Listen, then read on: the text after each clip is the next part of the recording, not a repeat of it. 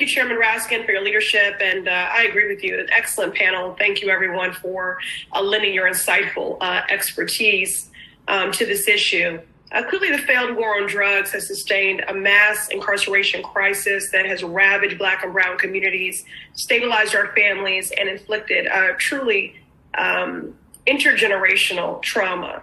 With marijuana arrests accounting for nearly half of all drug arrests, today's hearing really does underscore the need to combat this crisis by legalizing marijuana and repairing the harm of incarceration by providing pathways into the legal cannabis industry for those directly impacted.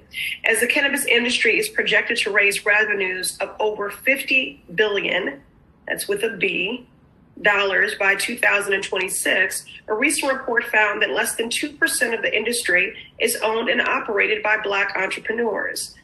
This is certainly a grave injustice.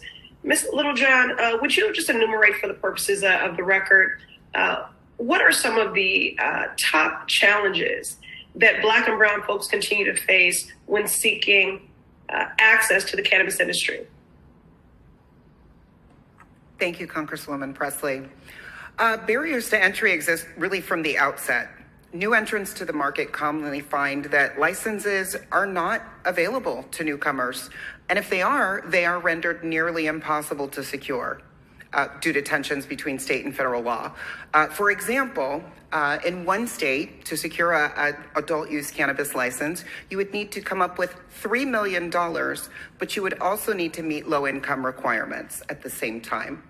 Many applicants are required to secure commercial property at 4 to 10 times the going rate and hold that property indefinitely with no promise of actually securing a license.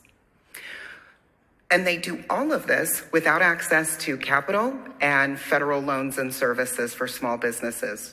If they can't actually get their doors open, they would face an effective tax rate of 70 to 90%, a lack of access to banking, insurance, and federal IP protections.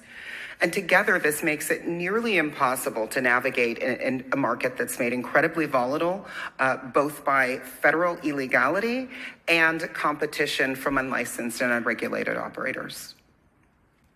Thank you, Ms. Littlejohn. I appreciate your enumerating that and offering those very specific examples, which really just speak to the fact that first, we need laws that center healing and prioritize equity, but every law is only as good as its enforcement.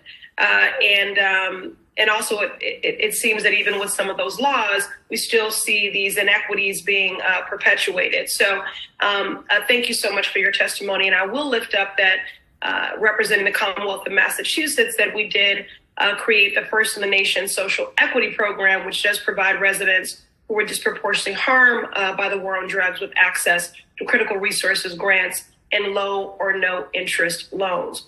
Ms. Haynes, so good to see you, and thank you so much again for your testimony. Why is it beneficial to mandate equity provisions which help formerly incarcerated individuals? Thank you for your question, Representative Pressley, and it is good to see you again as well.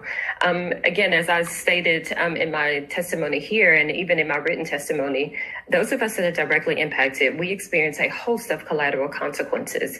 And just imagine, being subjected to these collateral consequences while you are seeing particularly white men make billions off of the cannabis industry, and to also see people freely using something that you are relegated to live as a second-class citizen for.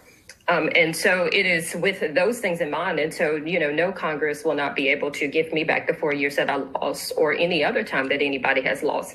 But by automatically expunging these convictions, again, like I said, so that we no longer have to live in the shadows in our community, will be able to help us to secure jobs where we can have meaningful jobs. It will help us to secure housing.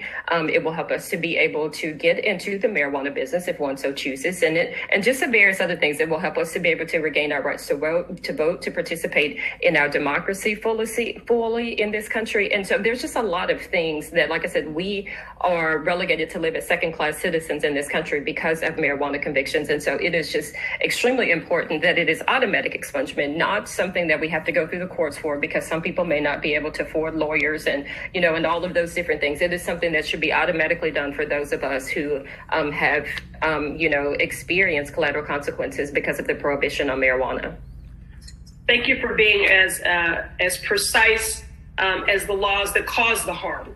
So I appreciate your being so instructive there and comprehensive in your response.